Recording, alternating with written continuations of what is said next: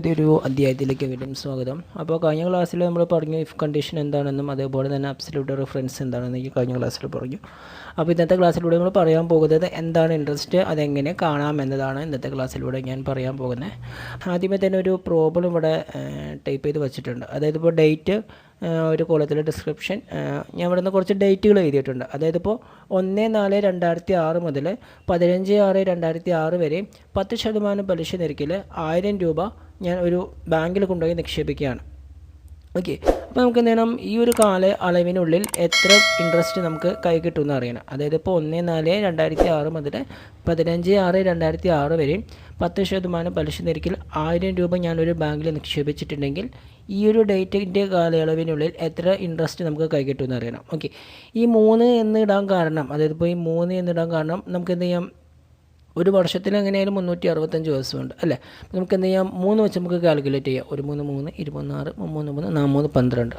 അതുപോലെ നമുക്ക് 2 വെച്ച് ചെയ്യണമെങ്കിൽ 2 വെച്ച് ചെയ്യാം, 6 വെച്ച് ചെയ്യണമെങ്കിൽ 6 വെച്ച് ചെയ്യാം. ഓക്കെ, ഞാൻ ഇവിടുന്ന് തൽക്കാലം 3 കൊടുത്തുന്നുള്ളൂ. നമുക്ക് 6 വെച്ച് മൾട്ടിപ്ലൈ ചെയ്യാം. 4 വെച്ച് ചെയ്യണമെങ്കിൽ 4 വെച്ച് ചെയ്യും. 4 8 12 6 12 3 6 9 12. അങ്ങനെ നമുക്ക് എന്ത് ചെയ്യാം, നമുക്ക് ഇവിടുന്ന് ചെയ്ത് കൊടുക്കണമെങ്കിൽ നമുക്ക് ഈ രീതിയിൽ ചെയ്ത് കൊടുക്കാം കേട്ടോ.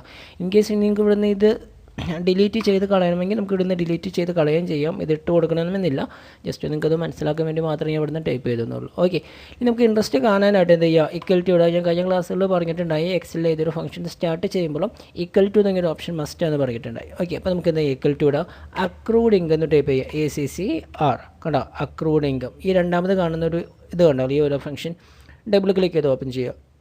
ഇവിടുന്ന് കുറേ കാര്യങ്ങൾ പറഞ്ഞിട്ടുണ്ട്. Issue date, settlement date, rate, par value, basic. Okay, issue date എന്താണെന്ന് നോക്കി, ഈ ഒരു ഫംഗ്ഷൻ തന്നെയാണ് ഞാൻ ഇവിടെ അപ്ലൈ ചെയ്ത് പോകാനായിട്ട്. ഇഷ്യൂ ഡേറ്റ് എന്താണെന്ന് നോക്കി, 1/4/2006 ഞാൻ പൈസ, അതായത് ഇപ്പോൾ ബാങ്കിൽ എന്ത് ചെയ്ത് കൊടുത്തേക്കുന്നത്, അക്കൗണ്ട് തുടങ്ങിയപ്പോൾ 1/4/2006 ഞാനൊരു 1000 രൂപ ഇട്ടത്. ഓക്കെ, കോമേഡാണ്.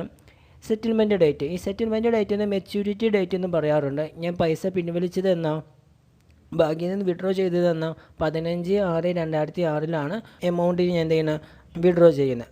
15/6/2006 വരെയാണ് ഞാൻ നിക്ഷേപിച്ചിട്ടുള്ളൂ. അത് കഴിഞ്ഞ് ആ ഡേറ്റ് കഴിഞ്ഞപ്പോൾ എന്ത് ചെയ്തു, ആ പൈസ ഞാൻ വിഡ്രോ ചെയ്യുകയാണ്. അതുകൊണ്ടാണ് ഞാൻ ഇവിടുന്ന് സെറ്റിൽമെൻറ്റ് ഡേറ്റിൻ്റെ അവിടെ എന്ത് ചെയ്ത് കൊടുത്തത്, ഈ 15/6/2006 കൊടുത്തത്, കോമ. ഇനി നമുക്ക് എന്ത് ചെയ്തോളൂ, റേറ്റ് വെച്ചിട്ടുണ്ട്. എത്ര ശതമാനം പലിശ നിരക്കിൽ നമ്മൾ കൊടുത്തിരുന്നത്, 10% പലിശ നിരക്കിലാണ് അല്ലേ.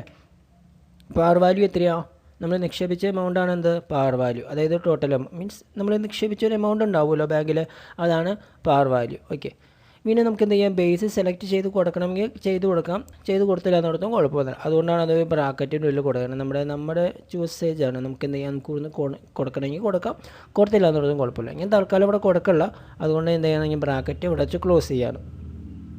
ക്ലോസ് ചെയ്തിട്ട് എന്ത് ചെയ്യാം, ജസ്റ്റ് ഒന്ന് എൻ്റർ അടിക്കുന്ന സമയത്ത് കണ്ടോ 20.5566 സംതിങ് കിട്ടിയിട്ടുണ്ട് അല്ലേ. നമുക്ക് എന്ത് ചെയ്യാം, അത് റൗണ്ട് ചെയ്തെടുക്കാൻ പറ്റും. റൗണ്ട് ചെയ്തെടുക്കാനായിട്ട് എന്ത് ചെയ്യുക, ഇവിടെ ഡിഗ്രീസ് എന്ന് പറഞ്ഞൊരു ഓപ്ഷനാണ്. ഈ ഡിഗ്രീസിൽ ക്ലിക്ക് ചെയ്യുന്ന സമയത്ത് കണ്ടോ, അത് കണ്ടോ 21 രൂപയായിട്ട് മാറും. മനസ്സിലായോ, നമ്മളിപ്പോൾ പണ്ടൊക്കെ ക്ലാസ്സിൽ പഠിക്കുന്ന സമയത്ത് 20.5 ആവുന്ന സമയത്ത് 21, അത് റൗണ്ട് ചെയ്ത് അത് ഓട്ടോമാറ്റിക്കായിട്ട് 5-ന് മേലുള്ള സംഖ്യയ്ക്ക് ഓട്ടോമാറ്റിക്കായിട്ട് എന്താവും, ഓട്ടോമാറ്റിക്കായിട്ടും റൗണ്ട് ചെയ്ത് 21 ആക്കി എടുക്കാൻ പറ്റും.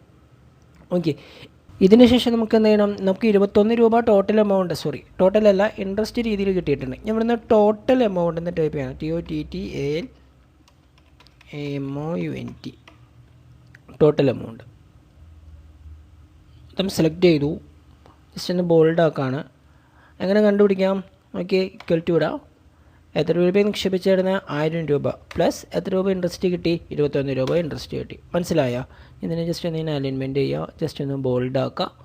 ഇതിൻ്റെ ഉള്ളിൽ ജസ്റ്റ് ഒന്ന് കളർ വയ്ക്കാൻ കൊടുക്കണം. നമുക്ക് എന്ത് ചെയ്യാം, ജസ്റ്റ് ഒന്ന് കളർ വയ്ക്കാൻ കൊടുത്ത് നമുക്ക് എന്ത് ചെയ്യാൻ ചെയ്ത് കൊടുക്കാൻ പറ്റും. മനസ്സിലായോ, ഇവിടെ നിന്ന് 1/4/2006 മാറ്റി 15/6/2006 മാറ്റി ഞാൻ 02/2022 കൊടുക്കാമെന്ന് വയ്ക്കും. അപ്പോൾ നോക്കിയേ 1587 രൂപ എന്ത് ചെയ്തിട്ട് ലാഭം മീൻസ് ഇൻട്രസ്റ്റ് രീതി കിട്ടി. അതേപോലെ തന്നെ എന്ത് ചെയ്യുക, 2587 രൂപ ടോട്ടൽ എമൗണ്ടും കിട്ടി.